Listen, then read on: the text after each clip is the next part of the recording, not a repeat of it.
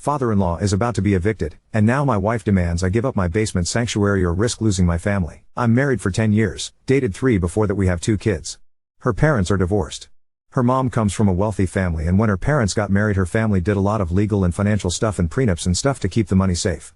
Growing up her mom was busy a lot and was the primary breadwinner. Her dad really was the one who raised her. He was the one who took her and picked her up from school, who helped her with her homework and went to her shows, plays, games, etc. When she was 12 it turned out her mom had been having an affair and it led to her parents divorcing. This is where her mom's family's money comes in. They were able to afford very good lawyers and her money had already been locked up tight, so she wound up with custody and he left the marriage with not very much to his name, and since he had spent so much time raising her, he had neglected his own career. He struggled after that. My wife has a fraught relationship with her mother. She never really forgave her mother for the affair, the divorce, and her destroying his life. Once she was a teenager she chose to move in with her dad. So that's a bit of background. She remained close to her dad to this day. He's been an active part of our lives and he spends a lot of time with our kids, who both love him, but he's been struggling. COVID was really hard for him because he really couldn't work. He fell behind on his bills and he's been struggling to catch up ever since. He's now about to be evicted. My wife wants him to move in with us. She says it's absolutely unacceptable to her for him to be homeless when we have a basement we can move him into. Thing is, the basement is my space. It's set up to be my retreat and she now wants to turn it into a bedroom for him. We've been arguing about this because she says she won't allow him to be homeless, and my point is he won't be homeless. He has a place he can go with his sister, but she lives on the other side of the country. My wife hates that idea. She says she wants him to be a part of her and our kids' lives and not on the other side of the country. He's not a bad guy, I don't hate him or anything, I just want some space for our family. My wife's position is that he is family, and he can help with the kids. She's accusing me of caring more about my man cave than the well-being of her father. That's an exaggeration. He isn't going to be homeless, he can move in with his sister. This argument is starting to become pretty ugly now, and she's threatening to take the kids and move out to find a place with him if I won't agree to let him move in here. I resent that threat. I'm starting to wonder if this is really a hill I should die on. On the other hand, I'm shocked and angry that my wife seems ready to throw away our whole marriage over this. My wife doesn't work on call in a high-pressure job as a surgeon like I do. She doesn't need a space to unwind after she loses a patient like I do. Husband, I haven't spoken to or seen my dad in 22 years. I could not care less if he was homeless, and I wouldn't piss on him if he was on fire. For all I know he could be homeless now and I'd just laugh and tell him he deserved it. I don't plan to see my father again until he's in his coffin. And I'll only go to his funeral and deliver a eulogy to remind everyone what a garbage person he is. Update 1. Just so everyone knows whose side you're all taking here. She's a spoiled rotten princess who grew up with a silver spoon in her mouth. Everything she has was given to her. Between my salary and the trust fund her grandparents left her, she doesn't need to work, but she does anyways and complains she needs her dad's help with the kids. I'm a surgeon and she's an interior designer. Which one of us contributes more to humanity? She's a shallow, vapid woman who decorates houses while I'm saving lives. My husband, ND, is a surgeon. And according to him he's the most important person in the world. A god among men who casually determines life or death and is far, far too important to be bothered by the trivial concerns of us mere peons. Concerns like maybe you should spend some time with your fucking kids. But oh no. You see, he works so hard and has so much pressure that when he's home he has to be sequestered from the annoying sounds of our girls playing or being happy to see him. My dad has picked up the slack. He's been the one that's changed their diapers. I drop them off at school and go to work. Dad picks them up and stays with them till I get home. My dad was the one who taught them to ride a bike. My dad is the one who shows up to the plays and dance recitals. He's the one that helps with the homework. My dad is the one who dresses as Santa. My dad is the one who does the Easter egg hunts and the tea parties. My husband is far too important for any of that. And despite the fact that my husband has absolutely no interest in our kids, he is still pissed that the kids are closer to my dad than him. So my dad is now struggling financially. We have the means to help him. But my husband doesn't want to. He'd rather see my dad move to the other side of the country and removed from our kids' lives. I put my foot down and he goes on to Reddit to whine about it. Well, now I'm here too, dear. You want to whine about our marriage on Reddit? I can do it too. Wife, the kids love him. He's been a daily fixture in their lives since they were born. They know him better than they know their father. I'm not a stay-at-home parent. I also have a job. I'm also the only parent in this marriage. Everyone acts like I'm not working full-time too. But I still manage to make time for the kids. I get the kids up and dressed for school. My dad picks them up and stays with them until I get home. Kids get out at 3, I'm home by 6. My dad is there to pick the kids up and stays till I get home. Husband, ND, has no parts in this. Wife, I've heard this before but nothing ever changes. He complains and then tells me he has to go out of state to some medical conference and we'll talk about it later, and we never do. He just text messaged me now. I have surgery, we'll talk about this tonight. Yeah, he always has surgery when we need to talk about this. It's like clockwork. It never fails. Wife, everyone keeps acting like it's all his money. Well, it isn't. I work too. and my family helped us with the house and his medical school debt. I'm done. This isn't about the man cave or the space, and you know it. We have the money to help my dad. We have a 7-bedroom fucking house with a pool house and a movie theater. This isn't about space or money. This is about you being petty and jealous that the girls are closer to my dad than you. Get this through your thick fucking head. That's your fault. For 9 years everything else in your life has been more important than the girls. You work 70 hours a week, and when you're not at work you go golfing with the people you work with, or you're at a medical conference with the people you work with, or you're dragging me to some fundraiser with the people you work with. When you are at home you need to sequester yourself because the sound of my children playing annoys you. You seem to conveniently forget that they're your children too. You only seem to remember that part when I want to move my father in to help me with our girls. It's amazing how you can be so smart and so fucking stupid at the same time. You're upset the girls love dad more than you. And you're such a petty and small man that your solution is to ship him off out of their lives and break our girls' hearts. But you don't plan to actually be a part of their lives. You just want my dad gone. I won't fucking let you take him out of their lives. The family is me, the girls, and my father. Your family are the people you work with, and you're married to your job, not me. Well, you can have it. Aunt, come home. I'm done trying to make this marriage work. I'm done begging you to be a father. The girls won't miss you anyways. You've never shown an interest in their lives, and I am done letting you hurt and neglect my children. They deserve someone in their lives that loves and cares for them and shows interest in them. You don't. Update 2. He said awful things. Just awful. About me, my dad, and the girls. After he left, I talked to my mom. We have a difficult relationship, but if there's one person I want in my corner going into the divorce, it's her. The divorce is happening. I saw an attorney my mom recommended today. I'm really glad I went through with that prenup my mom wanted when we got married now. At this point I won't speak to my STB ex-husband. My lawyer is doing my talking for me. I'm exhausted. Thank you everyone for all the support. It helped to read the comments and know people supported me. He made me feel so small and stupid yesterday, and he said awful things about our girls. I'm not mad anymore. I'm just heartbroken. Our girls deserve better than this. I really wanted better for them. I just wanted to have a family and a nice home. Now I'm just going through a divorce like my parents. I never wanted this. I tried so hard to keep this all together so we didn't wind up here. But I failed. When I met him he was in medical school and working as a paramedic. He moved into my apartment and I covered the expenses so he could quit working and focus on medical school full time. He didn't have a problem with me being an interior designer then, and he didn't resent my trust fund when it was paying for our apartment. What was his self-admitted reason for marrying you? You have to understand that this was not about space or money like he claimed. His goal was to get my father out of our lives. My dad leaving our lives was the solution he wanted. Any solution that kept him in our lives he had a problem with. He wasn't like this when we met. And in defense of my mom, for as difficult as things have been with us over the years, I don't question that she loves me.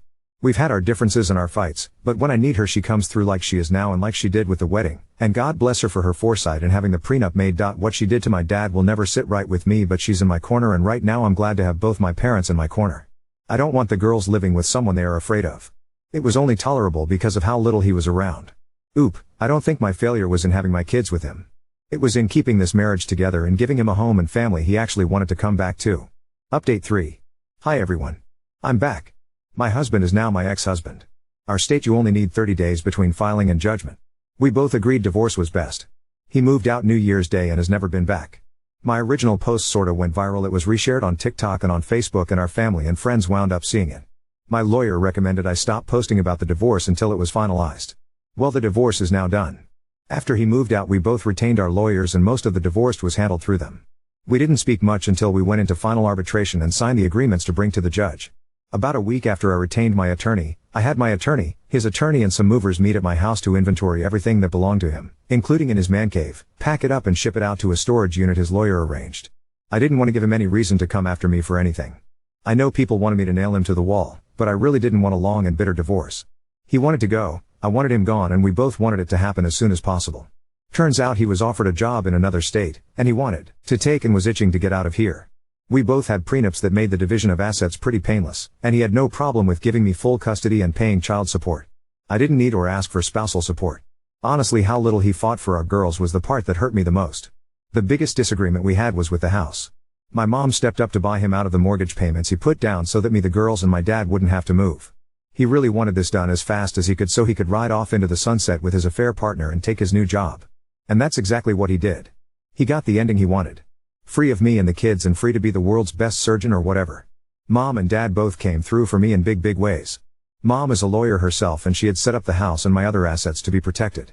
She also was the one to get me my lawyer. Dad moved into the pool house and that's where he's going to stay. My dad is going to enjoy his golden years being pop to our girls and dad to me. I'll make sure he won't have to worry about anything. My daughter's 10th birthday was 2 weeks ago. My husband promised her he would fly out for it. I made this party a really big deal. I hired performers, rented a bouncy castle, had all her classmates over, most of my family was there. My mom and dad were able to be in the same place and not fight. We had a really great time. And he never showed up. She got a card from him the day after her party with a lame apology and a $500 gift card. I asked her if she was okay and she shrugged. She had a great time at her party and didn't expect her dad to show. She knows he doesn't love her. That's what she told me. She wasn't really upset about it either. She's 10 years old and already expects him to disappoint her. It breaks my heart. But she's a trooper and she didn't let it stop her from enjoying her day. I realized that for years, I've been trying to make a home for him to come home to, but he's had one foot out the door and I've been holding his hand trying to keep him from going. I finally let go. I'm doing better than I thought I would, to be honest. And the girls are too. I don't really miss him. The girls don't really miss him. I'm not even angry about the affair. She can have him. I'm just disappointed. The shallow vapid woman who decorates houses while he's saving lives, right? Oop, he could just never wrap his head around that. That I wanted to work, that I like my career, that I have relationships with clients and contractors and vendors and an office staff. It was a constant argument with us. There were multiple stressors that broke our marriage. This was a big one. His steady insistence I quit my job, close up my business and stay at home. But, I'm also a lazy, entitled, spoiled rotten princess. So who the fuck knows? Oop, things with my mom are getting better. And amazingly, things between my mom and dad are getting better as well. They both showed up for my daughter's 10th and didn't fight or make catty remarks to each other or side-eye each other, or glare or any of it. I said it in another comment, but ironically my marriage dissolving has done more to heal the rest of my family than anything else has. My ex-husband was never a very present father. He's a surgeon and spent most of his time either working or doing something with his coworkers. He was rarely ever home, and when he was, he mostly wanted to be left alone to hang out by himself in his man cave. He didn't like the girls being loud or playful because it disturbed him. Our daughters have always walked on eggshells around them and Hess never taken much of an interest in their lives. So, we just finalized our divorce.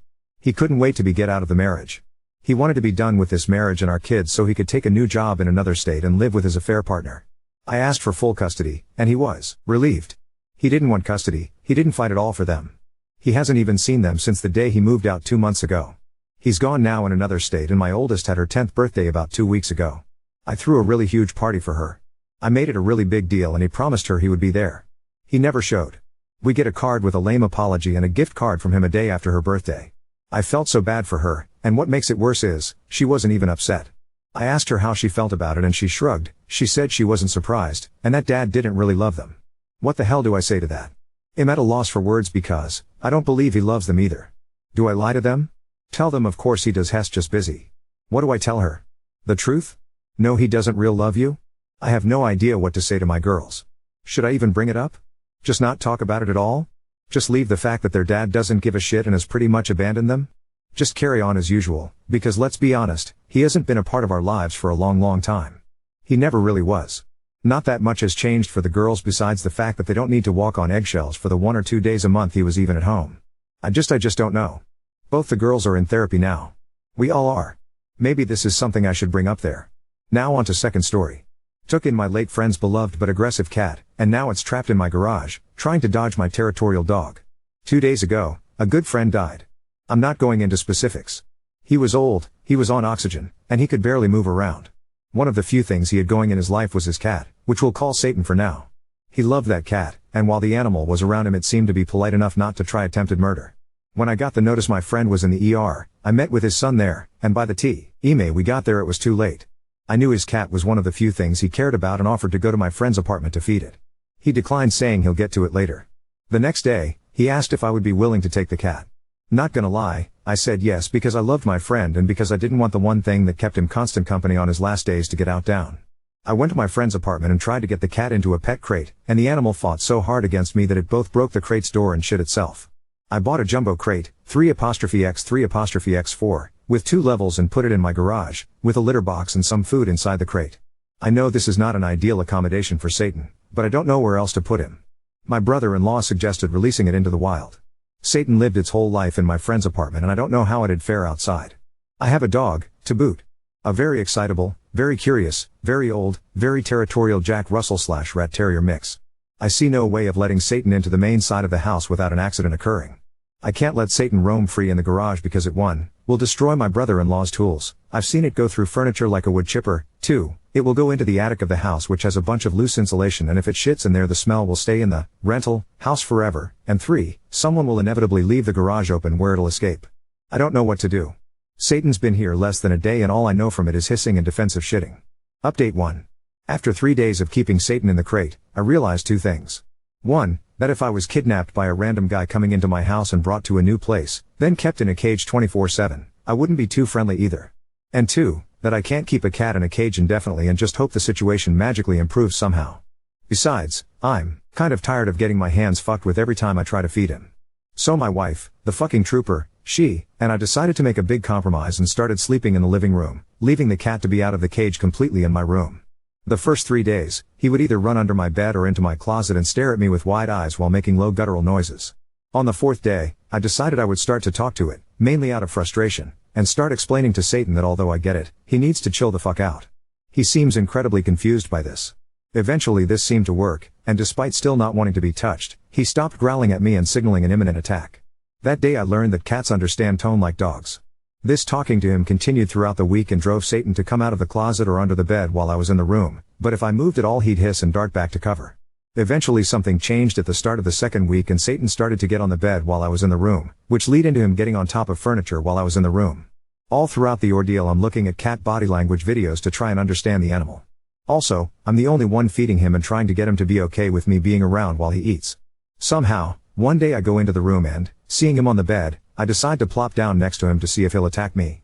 He moves slowly, but doesn't attack. I look away from him, lean back and stay there for a while, pretending like this is not a terrible inconvenience for either of us. Satan obliged me and played along. Moving into the 3rd week, I can sit in the bed and lay next to Satan and he shows no signs of aggression, so I try my next move, putting one of my extremities right next to him.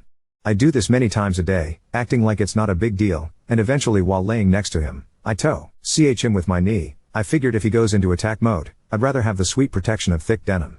Satan immediately protests but doesn't move away, so midweek I try to touch him with my arm and to my surprise he's okay with that too. By this point I've also made a habit of cleaning his box and opening the blinds for him in the morning so he'll be able to look out the window. I slow blink before leaving to work and he slow blinks back. Before I knew it, it was the 4th week and Satan's letting me pet him for short periods of time and only certain parts of his back, before hissing or lightly swatting, as opposed to the vicious war crimes he was trying to pull off initially. It's the middle of the 4th week and at this point, we've built enough of a tacit communication that I feel comfortable fully petting him, talking to him, and letting him walk around the house while my dog's out on a walk. At this point, I come in the room every day in the morning to change and talk to Satan, and he talks back and demands to be petted by me. On my off days, I go in the room and he'll follow me around. By the end of the 4th week, I play with Satan and he lets me pick him up. I finally realize he was actually a very sweet, super scared kitty that needed to feel safe and be given space, and furthermore everything negative that happened was my fault for not understanding him and pressuring him.